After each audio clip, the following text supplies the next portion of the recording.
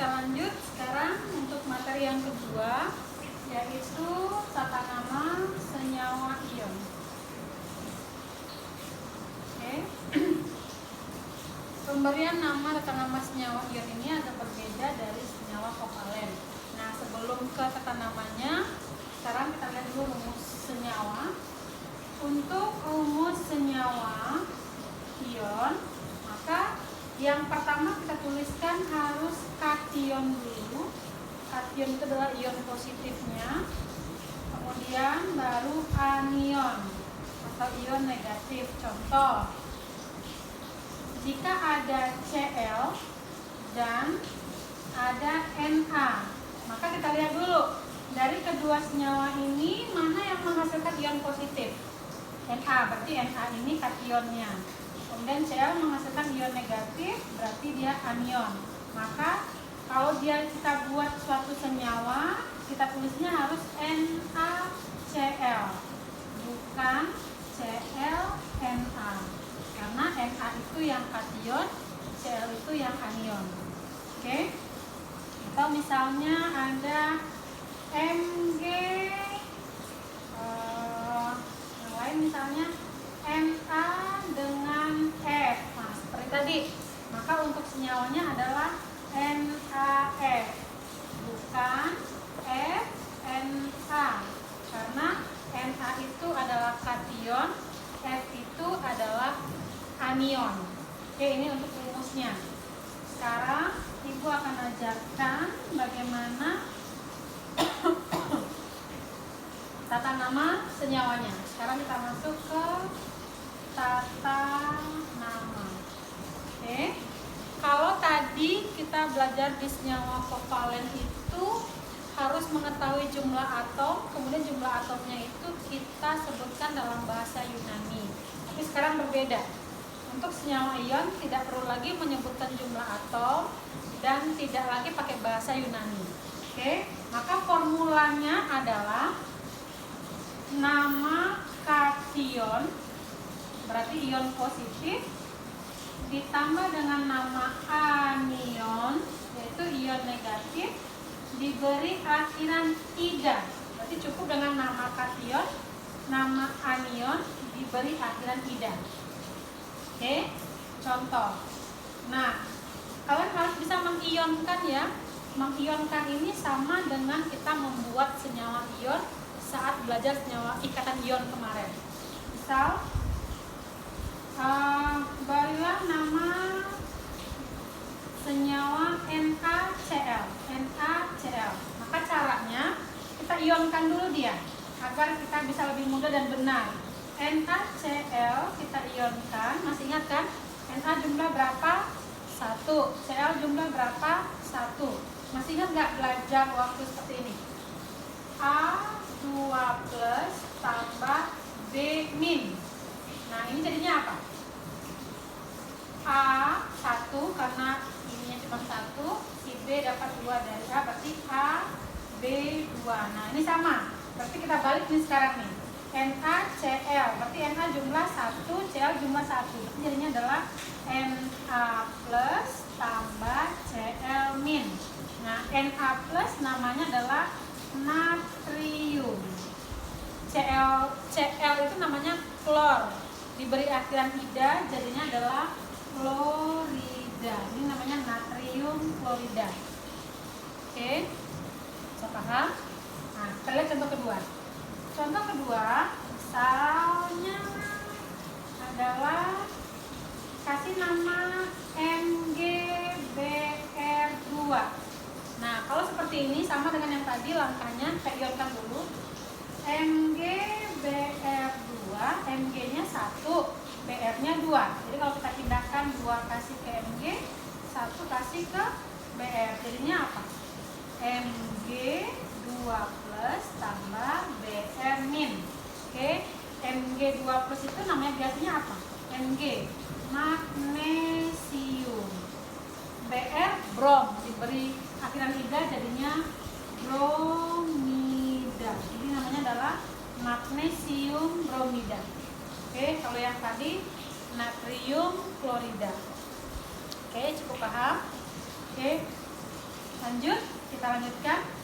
Sekarang kalau dia kita balik dari nama ke rumus. Misalnya contoh ketiga ini kalsium klorida. Kalsium klorida. Berarti kalsium klorida. Caranya, kalsium itu ionnya apa? Berarti Ca. Ca itu berada di golongan berapa? Siapa yang masih ingat? Ca berada di golongan 2A. Berarti Ca2+. Cl berada di golongan 7. Kalau golongan 7 itu berarti -1. Tambah Cl-1. Jadi kalau ini kita gabung jadinya ini ke sini adalah CaCl2. Berarti CaCl2 ini yang menjadi rumus dari kalsium klorida. Jadi kalau kalian bingung nih, Ibu ingatkan lagi. Kalau dia di golongan 1A berarti +1. Golongan 2A +2.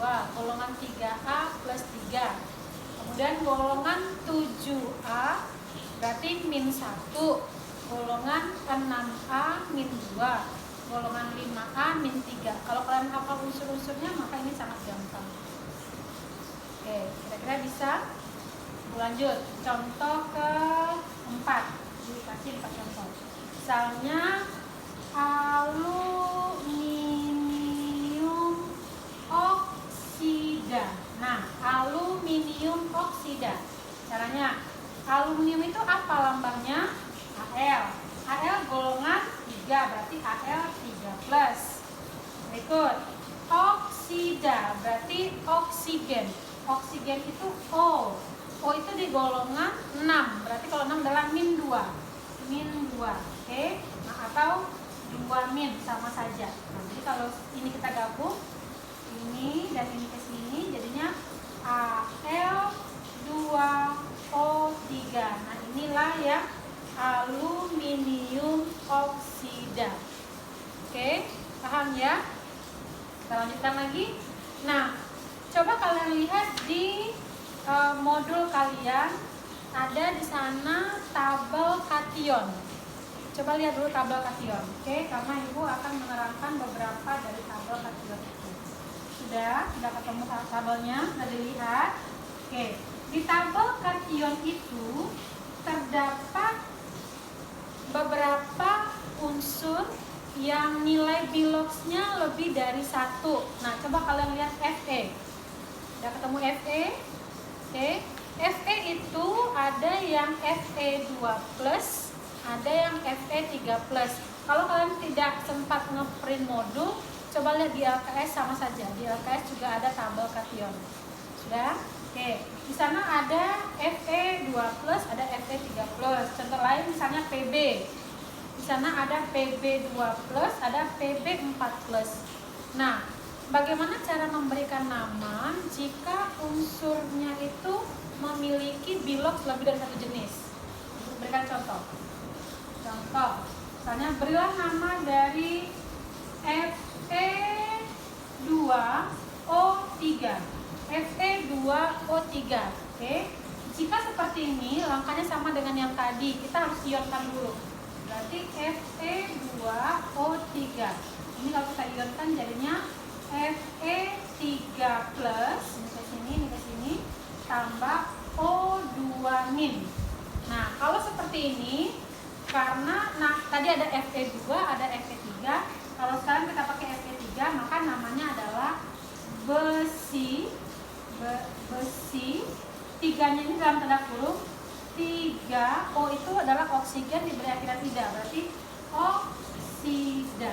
Jadi namanya adalah besi 3 oksida.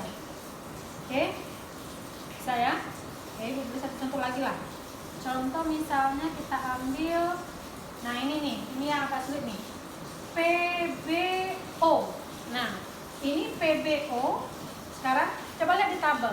Pb itu ada Pb2+ kan? Kemudian ada Pb3+. Kalau seperti ini Pb-nya berapa? Nah, kita lihat dulu. Kalau kalian tidak tahu bilox Pb, kalian kan tahu bilox O. Bilox O berapa? min 2 kan. Nah, maka kalau kita ionkan berarti Pb kita belum tahu nih berapa positifnya, tambah O2 min. Kalau di sini 2 min, berarti di sini juga berapa? Juga 2 min. Kalau ini kan jadinya seperti ini.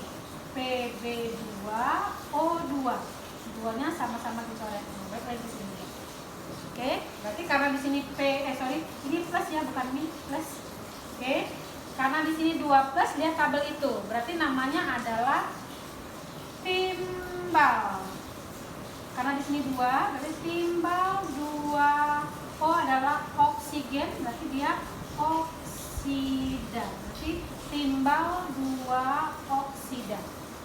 Oke, paham kan untuk senyawa ion? Oke, berarti Ibu sudah terangkan senyawa kovalen dan senyawa ion. Kalau kalian paham, kalian coba kerjakan latihan-latihan yang sudah Ibu berikan. Jika kalian kurang mengerti, kalian bisa japri ke Ibu, nanti Ibu bantu menerangkannya kembali. Oke, setelah ini kita lanjut dengan tata nama